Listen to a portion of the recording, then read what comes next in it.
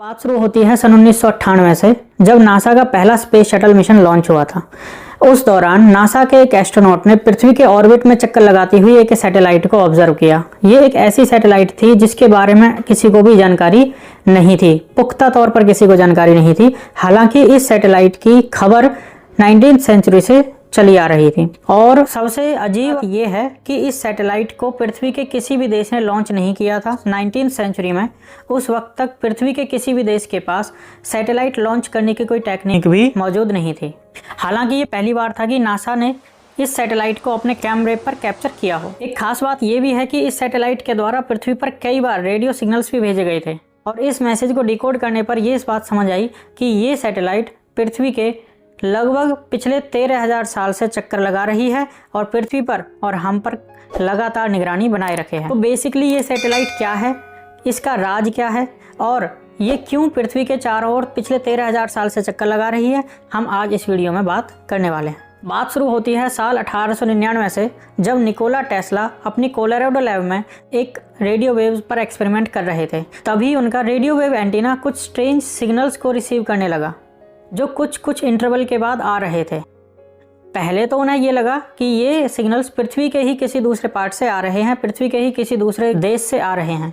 लेकिन कुछ देर बाद ही उनकी डायरेक्शन और फ्रिक्वेंसी को रीड करने के बाद ये समझ आया कि ये पृथ्वी के किसी और पार्ट से नहीं आ रहे हैं, ये अंतरिक्ष में किसी और जगह से भेजे हुए सिग्नल्स हैं। इसके बारे में फरवरी 1901 में निकोला टेस्ला ने मीडिया हाउसेस से बात करते हुए ये बताया कि जिन सिग्नल्स को उन्होंने रिसीव किया है उन सिग्नल्स की फ्रिक्वेंसी में कंटिन्यू होते हुए चेंजेस ये सजेस्ट कर रहे हैं कि वो किसी ऐसे ऑब्जेक्ट से आ रहे हैं जिन ऑब्जेक्ट्स को निकोला टेस्ला और पृथ्वी पर कोई दूसरा वैज्ञानिक अब तक नहीं जानता था।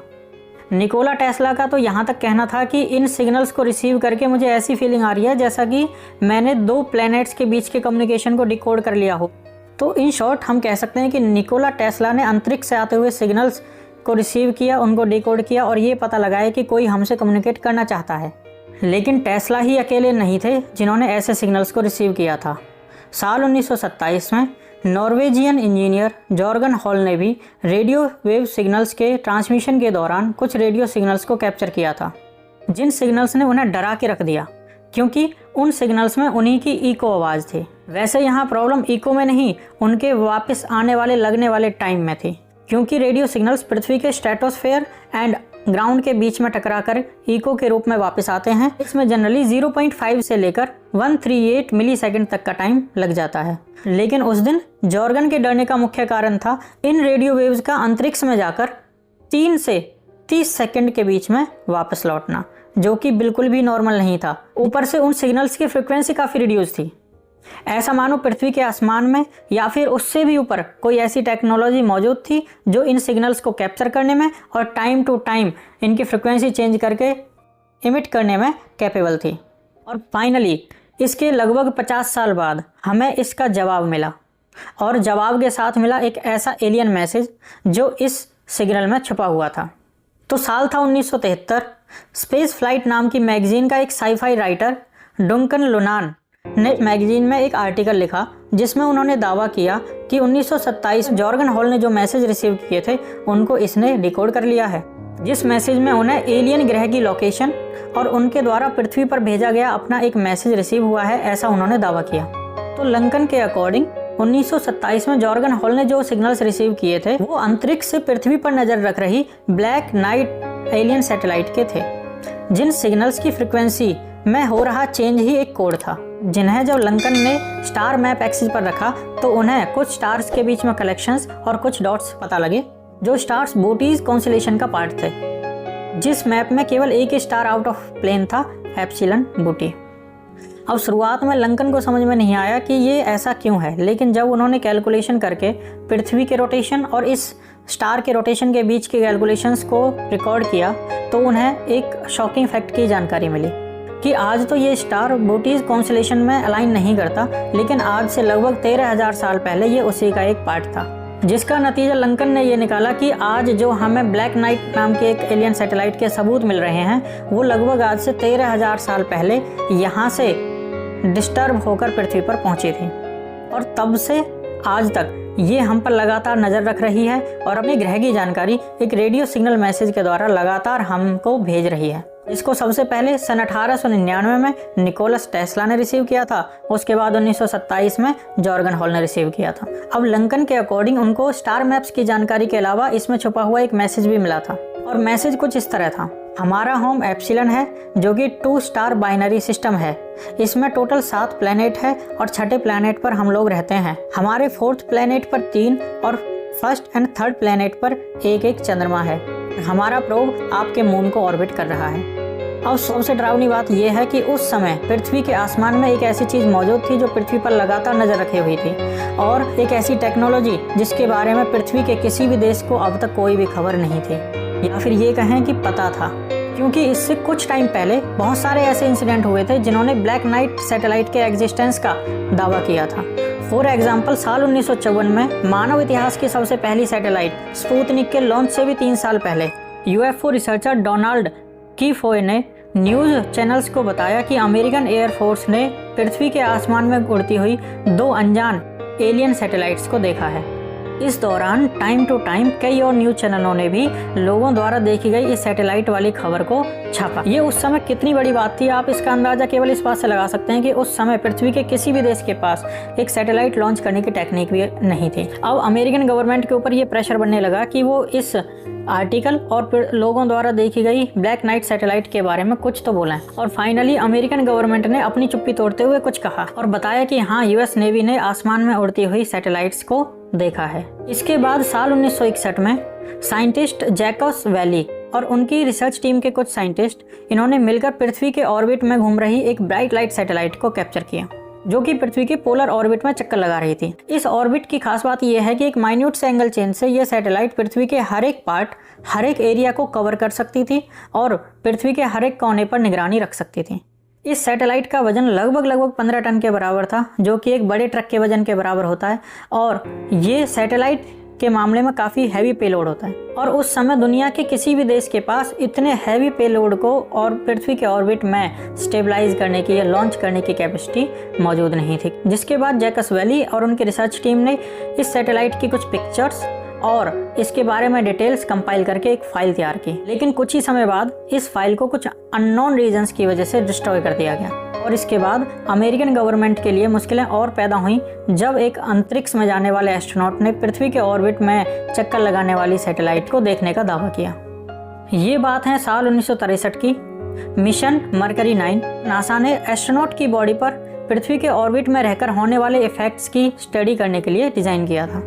उस दौरान मिशन पर गए एस्ट्रोनॉट्स जब पृथ्वी का 15वां चक्कर लगा रहे थे, तब उन्होंने पृथ्वी के ऑर्बिट में घूमती हुई एक चमकदार सैटेलाइट के बारे में जानकारी दी, और जिसको उनके ग्राउंड स्टेशन ने भी कंफर्म किया। इसके बाद ट्रैकिंग स्टेशन ने भी उस ऑब्जेक्ट को ट्रैक करते हुए बताया ऑब्जेक्ट ईस्ट से वेस्ट की तरफ जा रहा है। वो जो एस्ट्रोनॉट का दल पृथ्वी के चक्कर लगा रहा था, उन एक एस्ट्रोनॉट थे कूपर। जब ये अपना मिशन कंप्लीट करके पृथ्वी पर वापस आए, मीडिया NBC ने इनसे उस स्टोरी के बारे में बात करनी चाहिए, लेकिन NBC मीडिया को इनसे मिलने से रोक दिया गया और बताया ये गया कि मिशन के दौरान इनके कैबिन में एक टेक्निकल एरर की वजह से CO2 का रिसाव हो गया था, जिसकी वजह से इनकी मेंटल हेल्थ जो है इफेक्ट हुई है और इन्हें हेलोजिनेशंस हो रहे हैं। और इसके बाद भी कूपर जब तक नासा में रहे तब तक उन्होंने किसी भी मीडिया हाउस से इस बारे में कोई भी बात नहीं की, लेकिन जैसे ही रिटायर हुए वैसे ही उन्होंने मीडिया में एक ऐसी स्टोरी शेयर की जिसने पूरी दुनिया को हिलाकर रख दिया। उन्होंने मीडिया को बताया कि उनके साथ जीवन में कई बार एलियन साइटिंग फिनोमिना हो चुके हैं। इनमें से एक घटना का जिक्र करते हुए उन्होंने बताया कि जब वो एडवर्ड एयरफोर्स में थे तब एक फ्लाइट के दौरान उन्होंने एक स्ट्रेंज सोशर क्राफ्ट को ऑब्जर्व किया था, जो कि बहुत ही ज़्यादा गति से मूव कर रहा था। और सबसे बड़ी बात यह है कि इतना ज़्यादा स्पीड में मूव करने के बावजूद वो बिल्कुल साइलेंटली मूव कर रहा था। और ब्लैक नाइट सैटेलाइट के बारे में बात करते हुए कूपर ने यहाँ तक बोला कि अब इस बात से इनकार नहीं किया जा सकता कि ऊपर कुछ है, कुछ ऐसा बड़ा जो हम पर निगरानी कर रहा है। इसके बाद आता है साल 1998, जब नासा ने हम पर नज़र रख रही ब्लैक नाइट सैटेलाइट की कुछ पिक्चर्स शेयर की, और इस तरह पहली बार लोगों को ब्लैक नाइट सैटेलाइट की पिक्चर्स देखने को मिली। उन्हें कंफर्म हुआ कि हाँ, हम पर कोई चीज़ नज़र रखे हुए है, या फिर ये कहें कि नहीं, क्योंकि नासा ने ये जो पिक्चर्स शेयर की थी इनकी कुछ और ही स्टोरी लोगों के सामने प्रेजेंट की। देखो सन 1998 में नासा ने अपना पहला स्पेस मिशन स्पेस स्टेशन पर भेजा था, जिसका पर्पस था थर्मल ब्लैंकेट यूनिट को हाई एक्सेस पर इंस्टॉल करना।